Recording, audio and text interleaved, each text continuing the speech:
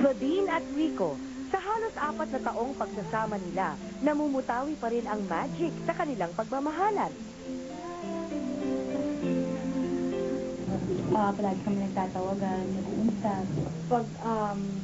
Pag alam niya na trabaho ko na trabaho, and hindi talaga kami nakakalabas or nakaka-spend time with each other, he'd visit me sa taping, sa shooting, tapos he'd bring food ko. Pag pawis ng konti, may tuwalya yan palagi, wipe your back. Kapag yung mga bagay na alam niyang medyo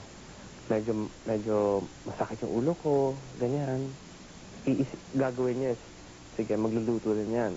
Soup, you know, she'll cook hot soup, make me feel comfortable again, make me drink medicine, and she will wait hanggang matanggal yung sakit ng ulo ko or kung ano man nararamdaman ko bago siya magpahinga.